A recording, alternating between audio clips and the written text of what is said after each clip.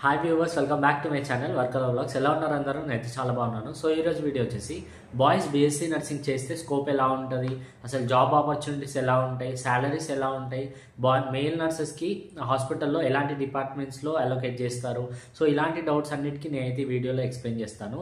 So video ఎక్కడ skip చేయకుండా end వరకు చూడండి. ఫస్ట్ టైం కనుక మన ఛానల్ చూస్తున్నట్టయితే చిన్న లైక్ అయితే ఇచ్చి మన ఛానల్ సబ్స్క్రైబ్ చేసుకోండి ఫర్ మోర్ నర్సింగ్ అప్డేట్స్. చలో స్టార్ట్ ద వీడియో.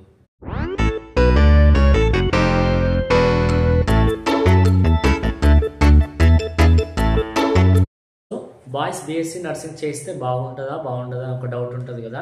సో నా పాయింట్ ఆఫ్ వ్యూలో నేను బీఎస్సీ నర్సింగ్ ఫినిష్ అయిపోయి నేను సౌదీ అరేబియాలో వర్క్ చేస్తున్నాను కదా. సో ఇప్పుడు అందుకనే చెప్తున్నాను, బీఎస్సీ నర్సింగ్ చేస్తే బాగుంటుంది, స్కోప్ కూడా చాలా బాగుంటుంది. ఎందుకంటే మన తెలంగాణ గవర్నమెంట్లో మన ఇండియాలోనే వర్క్ చేయాలి అనుకుంటే గవర్నమెంట్ పరంగా ఎంహెచ్ఎస్ఆర్బి అని స్టేట్ గవర్నమెంట్ జాబ్స్ పడుతున్నాయి, అలాగే సెంట్రల్ గవర్నమెంట్ జాబ్స్ కూడా పడతాయి మన నర్సింగ్ ప్రొఫెషన్కి. అందుకని మేల్స్ కూడా చాలా ఆపర్చునిటీస్ ఉంటాయి. ఇక్కడ 80:20% చూసుకుంటే 80% అమ్మాయిలు ఉంటారు, 20% అబ్బాయిలు ఉంటారు ఈ నర్సింగ్ ప్రొఫెషన్లో. జాబ్స్ కూడా అలానే రిక్రూట్మెంట్ చేసుకుంటారు. అందుకని మేల్స్కి జాబ్ వచ్చే అవకాశం చాలా ఎక్కువ ఉంటాయి. అమ్మాయిలు చాలామంది ఉంటారు కాబట్టి కొంచెం టఫ్ అనిపిస్తుంది, కానీ అబ్బాయిలు చాలా తక్కువ మంది ఉంటారు. అందులోనూ కేటగిరీ వైజ్ రిజర్వేషన్ వైజ్ తీస్తే ఇంకా చాలామంది తక్కువగా ఉంటారు. అందుకని మీరు గవర్నమెంట్ జాబ్స్ ట్రై చేయండి.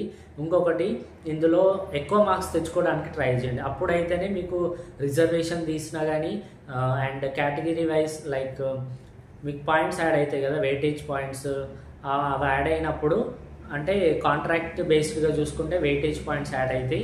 అలా యాడ్ అయినప్పుడు మీకు ఎక్కువ స్కోర్ అనేది సిబిటీలో ఎక్కువ స్కోర్ తెచ్చుకుంటే అవి ప్లస్ ఇవి 2 మార్క్స్ యాడ్ అయిపోయి మీకు మార్క్స్ అనేవి ఇంక్రీజ్ అవుతుంది. సో అప్పుడే మీకు జాబ్స్ అనేవి అలోకేట్ చేస్తారనమాట. బీఎస్సీ అనేది 4 years డిగ్రీ కోర్స్, జిఎన్ఎం అనేది 3 years డిప్లొమా కోర్స్.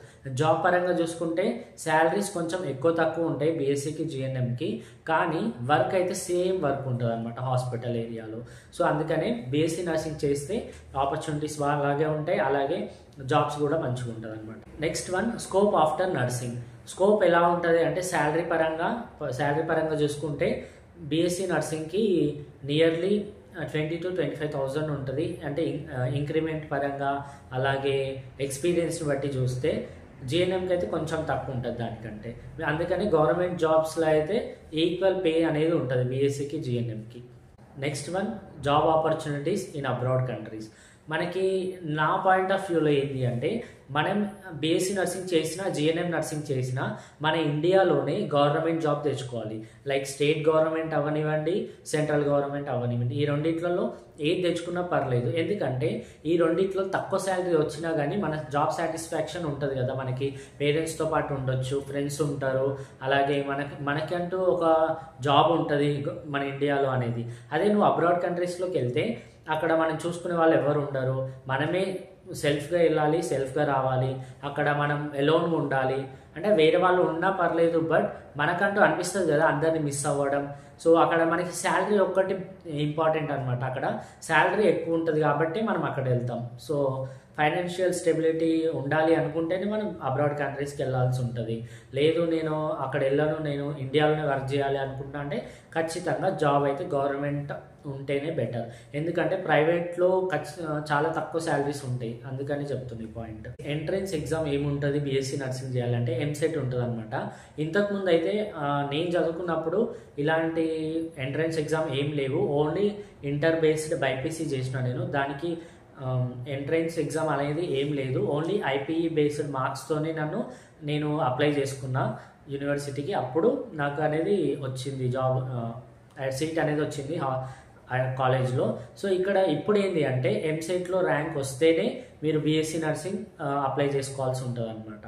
నెక్స్ట్ ఇంకోటి వచ్చి కాలేజెస్ గురించి. మన తెలంగాణలో చాలా ప్రైవేట్ కాలేజెస్ ఉన్నాయి, అలాగే గవర్నమెంట్ కాలేజెస్ కూడా ఉన్నాయి. సో మీరు ఒకసారి గూగుల్ త్రూ చెక్ చేసుకోండి.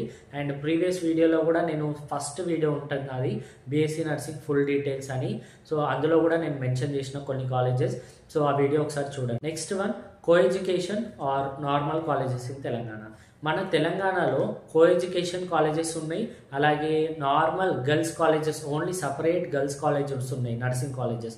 సో నేను చూసినప్పటి వరకు మోస్ట్లీ అమ్మాయిలకి సపరేట్గా గర్ల్స్ కాలేజెసే ఉంటాయి. కానీ కొన్ని కాలేజెస్ మాత్రం కో ఎడ్యుకేషన్, లైక్ అబ్బాయిలు ఉంటారు అమ్మాయిలు ఉంటారు. సో ఒకటే కాలేజ్లో అమ్మాయిలు చదువుకుంటారు అబ్బాయిలు చదువుకుంటారు అనమాట. సో అలా ఉంటుంది అనమాట. కొన్ని కాలేజెస్ మాత్రం సపరేట్గా ఓన్లీ ఫర్ గర్ల్స్ క్యాంపస్ అంటారు కదా, సో అలా ఓన్లీ గర్ల్స్కి మాత్రమే అందులోకి అడ్మిషన్ సీట్స్ అనేవి గర్ల్స్కి మాత్రమే ఉంటుంది. Next one higher education. Higher ఎడ్యుకేషన్లో చూసుకున్నట్టయితే జిఎన్ఎం వాళ్ళు 3 years డిప్లొమా కోర్స్ చేయాలి ప్లస్ 2 years పోస్ట్ బీఎస్సీ చేయాలి, is equal to BSc nursing. Next one వచ్చేసి BSc nursing. BSc nursing 4 years degree course. దాని తర్వాత హయ్యర్ స్టడీ చేయాలి అనుకుంటే ఎంఎస్సీ చేయొచ్చు, ఎంబీఏ చేయొచ్చు, దాని తర్వాత పిహెచ్డి చేయొచ్చు అకార్డింగ్ టు దట్ కోర్సెస్. ఒకవేళ మీకు ఇలాంటి ఇంట్రెస్ట్ లేదు, హయ్యర్ ఎడ్యుకేషన్ ఇంట్రెస్ట్ లేదు అనుకుంటే హాస్పిటల్లో వర్క్ చేయొచ్చు ఆరామ్సే. లేదు అనుకుంటే మేల్ నర్సింగ్ బీఎస్సీ నర్సింగ్ అయిపోయిన తర్వాత బాయ్స్కి టీచింగ్ సైడ్ కూడా వెళ్ళొచ్చు కో ఎడ్యుకేషన్ కాలేజెస్లో మోస్ట్లీ.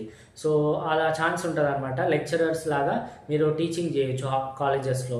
అందులో ఎక్కువగా మనకి కో ఎడ్యుకేషన్ కాలేజెస్ ఉంటాయి కదా, అందులోనే ఎక్కువ ఛాన్స్ ఇస్తారు. ఎందుకంటే అమ్మాయిలు సపరేట్ కాలేజెస్ ఉంటాయి కదా వాళ్ళకి, అందులో ఫీమేల్ లెక్చరర్స్కి ఛాన్స్ ఇస్తారు. సో ఇదన్నమాట పాయింట్. డిపార్ట్మెంట్స్ మనకి బాయ్స్కి BSc nursing or GNM nursing అయిపోయిన తర్వాత ఎలాంటి డిపార్ట్మెంట్స్లో వర్క్ చేయాలి అండ్ క్లినికల్స్లో అంటే మనకి అందరు ఒకే దగ్గర కొలాబరేట్ చేసి డిపార్ట్మెంట్స్ని అలొకేట్ చేస్తారు. బట్ ఒకవేళ BSc nursing or GNM nursing అయిపోయిన తర్వాత హాస్పిటల్లో వర్క్ చేస్తారు కదా, సో ఎలాంటి డిపార్ట్మెంట్స్లో ఇలాంటి మేల్ నర్సెస్ని హైరింగ్ చేస్తారంటే మెయిన్గా వచ్చేసి emergency department first, second one cath lab, third one OT, fourth one ICU. So next ఇంకా కొన్ని డిపార్ట్మెంట్స్ ఉంటాయి, అంటే దానికి సంబంధించిన వాళ్ళకి ఎక్కడైతే వేకెన్సీస్ ఉంటాయో, ఎక్కడైతే మేల్ నర్సెస్కి కావాలనుకుంటున్నారో సో అలాంటి డిపార్ట్మెంట్స్లో పెడతారు. కానీ మోస్ట్లీ అయితే ఇలా ఈ 4 డిపార్ట్మెంట్స్లో హైరింగ్ చేసుకుంటారు అనమాట. ఎందుకంటే అక్కడ ఎలాంటి ఎమర్జెన్సీ కేసెస్ ఉన్నా సరే, కొంచెం లేట్ అయినా సరే అబ్బాయిలు కొంచెం వెయిట్ చేసి ఉంటారు కదా ఓపికతోని, సో అలా అనమాట. ఇక్కడ అమ్మాయిలను కూడా తక్కువ అంచనా వేయట్లేదు నేను, కానీ మేల్ నర్సెస్కి ఇలా ఉంటుంది, ఇలాంటి డిపార్ట్మెంట్లో చేయిస్తారు.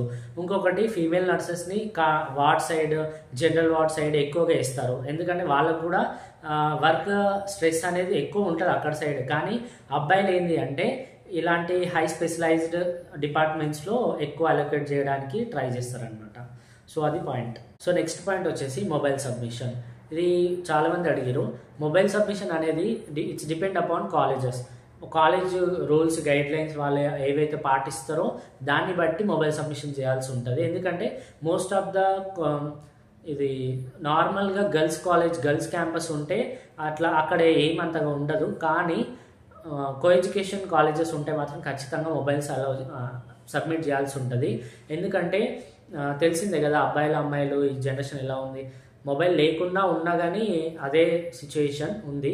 బట్ అంటే వాళ్ళ కాలేజ్ రూల్స్ అండ్ రెగ్యులేషన్ పాటిస్తారు కాబట్టి మనం హాస్టల్లో ఉన్న వాళ్ళు మాత్రమే మొబైల్ సబ్మిట్ చేయాల్సి ఉంటుంది. మండే మార్నింగ్ కాలేజ్కి వెళ్ళినప్పుడు మొబైల్ సబ్మిట్ చేయాలి. మళ్ళీ సాటర్డే ఈవినింగ్ మనకి మొబైల్స్ అనేవి రిసీవ్ చేసుకోవాల్సి ఉంటుంది. ఇది కొన్ని కాలేజెస్ మాత్రమే మొబైల్ సబ్మిట్ చేస్తారు, కొన్ని కాలేజెస్ నార్మల్గా అవి. సో ఇదండి వీడియో. మీకు వీడియో నచ్చినట్టయితే ఒక చిన్న లైక్ అయితే ఇవ్వండి. మీకు ఎలాంటి డౌట్స్ ఉన్నా సరే కామెంట్ సెక్షన్లో కామెంట్ చేయండి, నేనైతే రిప్లై ఇస్తాను. ఉంటాం. వల్ల keep watching my videos. Bye bye.